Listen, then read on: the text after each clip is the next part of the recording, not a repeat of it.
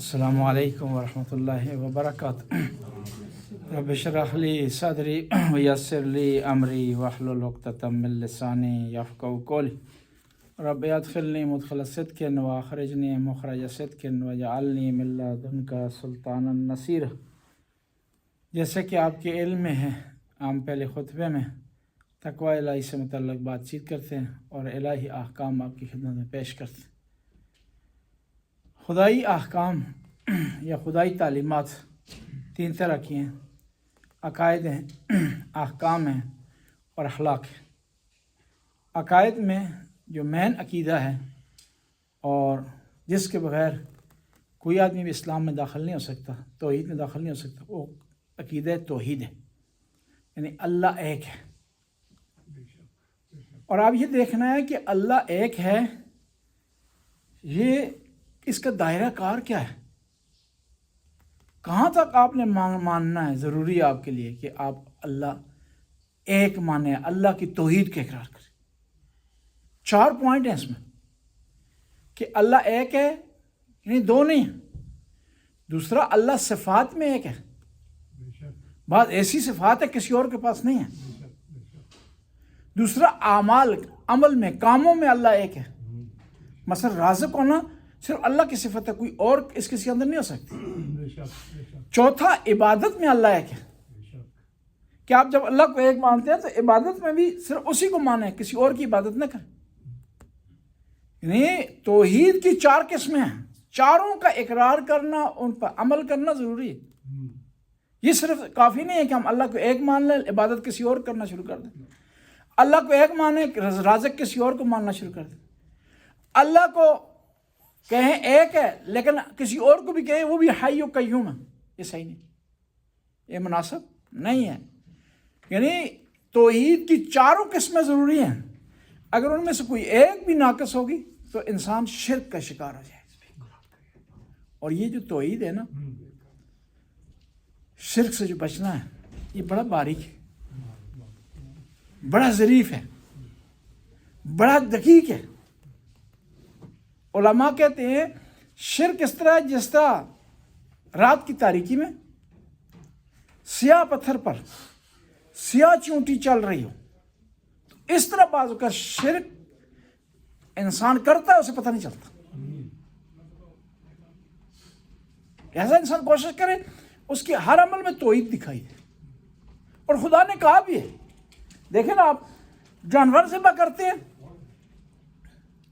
ضروری ہے قبلہ رخو، ضروری ہے تکبیر پڑھی جائے۔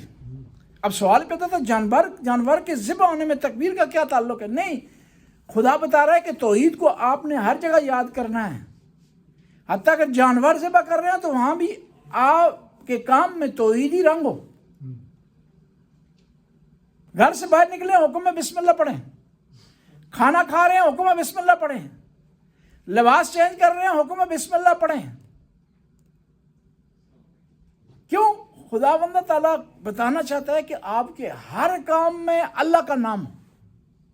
جس طرح ہوتا ہے نا کہ لوگ ایئرپورٹ کا ایک نام رکھ دیتے ہیں کسی شخصیت کے نام پر، لوگ ایک اسٹیڈیم کا نام رکھ دیتے ہیں، قذافی اسٹیڈیم جی، علامہ اقبال ایئرپورٹ جی، بے نظیر ایئرپورٹ جی۔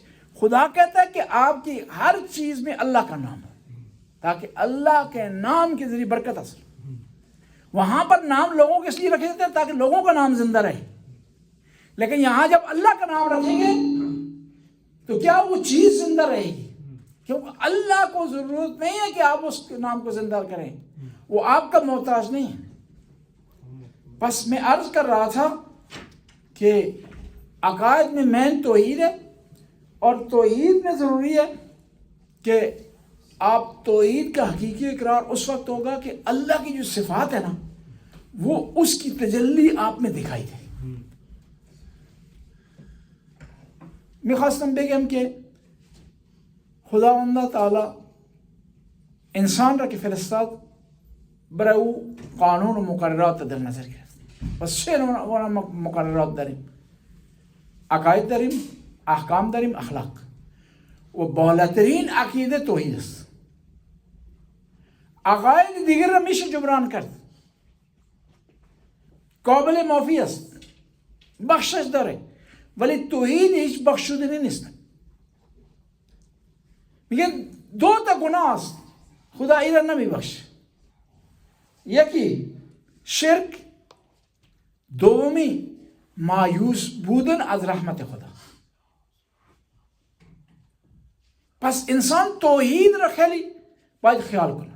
توحید هم 4 گونه است: توحید فی الذات، توحید فی الصفات، توحید فی الاعمال و توحید بالعبادت. ذات یعنی خدا را یکی بدون، نه یکی بیشتر نیست. صفات یعنی که بعضی از صفات مختص به خداست، به دیگران نمیتونی اون صفات را بدی. یعنی حی و قیوم، دائمی، ازلی، ابدی فقط مال خدا. در اعمال خلق کردن، خلقت، افرینش و رزاق بودن مختص به خداست، دیگری نمیتونه در این کار دخالت کنه. چهارمی عبادت. در عبادت باید در توحید نظر بگیریم. این امکان نداره خدا را یکی بدونیم و موقعی که میخوایم عبادت به جا بیاریم برای فلانی عبادت به جا بیاریم، فلانی را معبود قرار بدیم، جلوی مردم خم بشیم، یہ امکان پذیر نیست. پس یہاں سے آگے بڑھتے ہیں. خداوند تعالیٰ کے اندر خدا کی ذات پاک میں کچھ صفات ہیں، کچھ کوالٹیاں، اور خدا چاہتا ہے وہ کوالٹیاں انسان کے اندر دکھائی دیں، جلوہ کریں، تجلی کریں، ظاہر ہوں، تاکہ پتہ چلے کہ یہ اس کی مخلوق ہے، تاکہ پتہ چلے کہ اس کا بندہ ہے، تاکہ پتہ چلے کہ یہ اس کو چاہتا ہے، وہ اس کو چاہتا ہے. اگر یہ صفات اس کے اندر دکھائی دے رہی ہیں تو یہ انسان خدا کی خلقت کے مقصد تک پہنچ گیا، اور یہ انسان خدا کا صحیح معنی میں عابد ہے. اور اس کے لیے خدا نے لوگوں کو بھیج دیا، نمونے، ماڈلز، رول ماڈلز بھیج دیے کہ اس طرح خدائی صفات آپ کے اندر کیا ہوں، ان کی جھلک دکھائی دے، ان کا تبلور ہو، ان کی تجلی ہو. خداوند تعالیٰ کی صفات ہے رحمت، رحمان اور رحیم ہے. اس کا مطلب ہے کہ اس کے بندوں میں یہ صفت دکھائی دے، اس کی جھلک دکھائی دے. اور رحمت اللہ عالمین میں دکھائی دی. خاتون کوڑا پھینک رہی ہے، اس کی عادت کے لیے جا رہا ہے. دشمن سختی کر رہا ہے، آپ معاف کر رہے ہیں. دشمن ظلم کر رہا ہے، آپ اس سے مہربانی سے پیش آ رہے ہیں. یعنی خدائی صفات کی تجلی انسان میں ضروری ہے، اور جس دن تجلی ہو جائے وہ انسان کمال کی طرف بڑھ رہا ہے، بہتری کی طرف بڑھ رہا ہے، وہ اللہ کا صحیح معنی میں عابد بن رہا ہے. پھر وہ عالم ہے، علیم و حکیم ہے. اب اگر انسان چاہتا ہے کہ اس کے اندر خدائی صفات کی جھلک دکھائی دے تو اس کو بھی چاہیے علم حاصل کرے اور حکمت سے کام لے، وزڈم سے کام لے. قرآن میں جہاں بھی حکمت کا لفظ آیا نا اس سے مراد وزڈم ہے. حکیم یعنی وائس، عقل مند، رئیس العقلاء. بس اسی طرح خداوند تعالیٰ کی صفت ہے مہربان ہونا. انسان کے اندر یہ مہربانی دکھائی دے. اور ایک اور صفت ہے اس کی ستار العیوب ہے.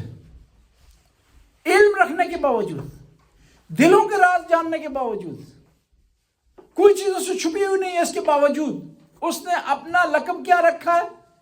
کاشف نہیں رکھا، کاشف الکرب رکھا ہے، لیکن کاشف نہیں رکھا کہ میں گناہوں سے پردہ اٹھاتا ہوں. کیا؟ ستار العیوب، عیبوں پر پردہ ڈالنے والا. اگر آپ چاہتے ہیں نا کہ خدا آپ سے خوش ہو، آپ کے اندر صفت کی تجلی ہو، دوسروں کے گناہوں پر پردہ ڈالیں، ستار العیوب بن جائے، گناہوں کو چھپانے کی کوشش کر. مصیبت یہ ہو گئی ہے کہ موبائل لوگوں کے پاس آ گیا، چھپانے کے بجائے کیا کرتے ہیں، اس کو ریکارڈ کر دیتے ہیں. کہیں حافظے میں بھول نہ جائے، کہیں آدمی اس کا غلطی ہم بھول نہ جائیں، فراموش نہ کر جائیں. خدا نے 2 پاوریں دی ہیں آپ کو. ایک حافظہ دیا آپ کو، میموری دی ہے، اور ایک بھولنے کی طاقت دی آپ کو. اور یہ بھولنے کی طاقت، یہ نہ سمجھیں یہ نقص عیب ہے، یہ بھی کوالٹی ہے، یہ بھی خدا کی طرف سے نعمت ہے، لیکن ڈیپینڈ کرتا ہے آپ اس میموری کو کہاں استعمال کرتے ہیں اور بھولنے کی طاقت کو کہاں استعمال کرتے ہیں۔ دوسرے کو گناہوں کو مد رکھتے ہوئے بھولنے کی طاقت کو استعمال کریں، بھول جائیں ان کو، اور اپنے گناہوں کو یاد رکھیں، ان کو محفوظ کریں تاکہ آپ کی زندگی بہتر ہو۔ خدا یک سری صفات را داره و میخواد این صفات در انسانش، در مخلوقش متجلی بشه، جلوگر بشه، آثارش دیده بشه. خدا صفتش رحمان و رحیم، بندگانش باید اینا هم رحمت داشته باشن، مهربانی داشته باشن، لطف داشته باشن تا بتوانن بگن ما مخلوق خدا هستیم، بتوانن بگن که ما دنباله‌روی پروردگارمون هستیم. و یک صفت دیگه خدا داره، علم، علیم و حکیم. تو قرآن چندین بار آمده. خدا هم میخواد که بندگانش هم علم به دست بیارن، با علم فیصله کنن، علم را به کار ببندن. و بالاترین صفت خدا ستار العیوب است که عیب‌ها را میپوشاند، نقایص مردم را پنهان میسازد، حالانکه هیچ چیز از او پوشیده نیست، هیچ چیز از علمش دور نیست، از آگاهیش فاصله نداره، ولی با وجود اینکه میدونه میپوشونه. ولی ما برعکس خیلی کم میدونیم، ولی اون چیزی که میدونیم اون را میخوایم برملا بسازیم. خدا میگه بندگانش باید ستار باشن، یعنی کسانی باشن عیب‌های دیگران را بپوشانن. خدا دو نوع نیرو به انسان داده، دو تا کوالیتی و صفت بهش داده. یکی فراموش کردن، این هم یک نوع کوالیتی است و این بعضی جا نعمت است که اگر شما این نعمت را اگر نداشته باشید ممکنه غم‌های گذشته را، پریشانی‌های گذشته را، حوادث گذشته را، ناگواری‌های گذشته را همیشه یاد بیارید و زندگیتون اسیر بشه، زجر بکشید، ولی آمدی اون را فراموش میکنید و از غم دور میشید. این هم یک نعمته و خود حافظه هم نعمته، ولی بستگی داره که شما کجا اینا رو به کار ببرید. نسبت گناهان و غلطی‌های دیگران ما فراموشی رو به کار ببریم و نسبت خطاهای خودمون، عیب‌های خودمون، کاستی‌های خودمون، کوتاهی خودمون اون قوت حافظه رو به کار ببریم، تب بتونیم پیشرفت کنیم. و اگر شما گناهان مردم رو بپوشانید، خدا گناهان شما رو میپوشاند. و اگر شما از مردم صرف نظر نکنید، آبروشون رو بریزید، عیب‌های اونا رو برملا سازید، بعد نوبت میرسه خدا میاد از خطاهای شما پرده بر می‌داره. و موقعی خدا پرده برداشت هیچ کس نیست که ما را نجات بده. هیچ کس نمیتونه ما را از رسوایی نجات بده. خداوند تعالی اگر ہمارے گناہ سے پردہ اٹھا لے نا، کوئی بھی ہمیں نہیں بچا سکتا، کوئی دنیا کی طاقت. اور وہ کب تک پردہ ڈالے گا؟ جب تک ہم لوگوں کا خیال رکھیں گے، لوگوں کے گناہوں پر، لوگوں کی غلطیوں پر، لوگوں کی خطاؤں پر پردہ ڈالیں گے. لوگوں کے معاملات ہوتے ہیں، زندگی میں اتار و چڑھاؤ ہوتا ہے.